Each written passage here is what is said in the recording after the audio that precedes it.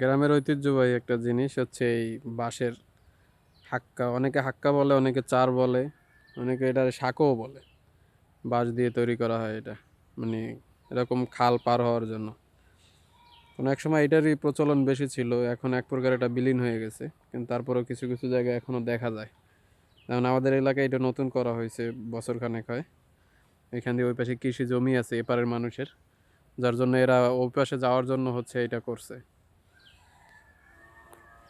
এটাতে আমি উঠছি অনেক বছর পরেই উঠলাম প্রথমে। আমি গ্রামের বাড়িতে আসলেও এখানে ওঠা হয় না এর আগে কখনো, আজকে প্রথম। এটা দিছে আমার এক আঙ্কেল, তার হচ্ছে এইখান দিয়ে যাতায়াত বেশি, এই জন্য সেই দিছে এটা। আল্লাহু আকবার। এখন তো এটা নিতে হইব, না দইরে নামা যাইব না এখান দিয়ে। বিসমিল্লাহ। এই পেশের জায়গাটা অনেক খারাপ, পা স্লিপ করলে তো খালের মাঝে পড়তে হইব। আল্লাহু আকবার। আইসা পড়ছে এই পাশে। এই পাশের জায়গাটা হচ্ছে একটা বাগান, উঁচা জায়গা তো। আর এই পাশে হচ্ছে সাঁকোটা। গ্রামের সৌন্দর্যই এগুলো। আপনি কিছু কিছু জিনিস আপনি গ্রামে আসলে দেখতে পারবেন, যেগুলো শহর অঞ্চলে পুরোপুরি বিলীন, যা শহরে আপনি কোথাও খুঁজে পাবেন না। যেমন এইরকম পরিবেশ শহরে তো কোথাও পাবেনই না। আপনি যতই রৌদ্র থাক, এই জায়গাটাতে আপনি ছায়া পাবেন।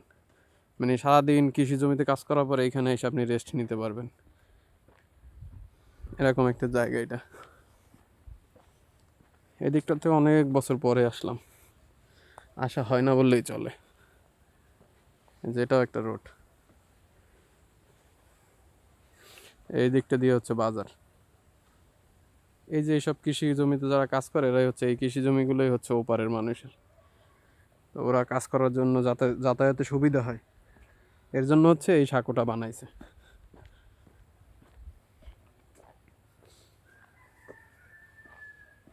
এটাকে গ্রাম অঞ্চলে চার বলি আমরা বরিশালের ভাষায়, অনেক জায়গায় এটাকে হাক্কা বলে, কিন্তু আমরা মানে একবারে বরিশালের ভাষায় বলি চার।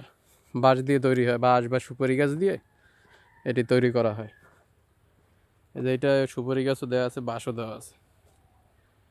এটা এরকম খালের উপর দিয়ে দেওয়া হয়। পরিবেশটা দেখছেন কতটা সুন্দর একটা পরিবেশ। এরকম পরিবেশে এসে একটু সময় পার করা, বসে থাকা,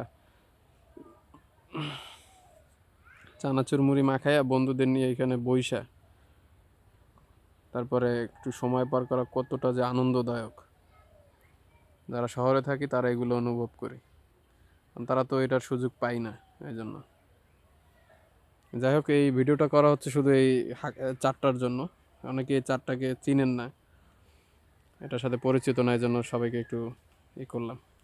ভালো থাকবেন, সুস্থ থাকবেন, আল্লাহ হাফেজ।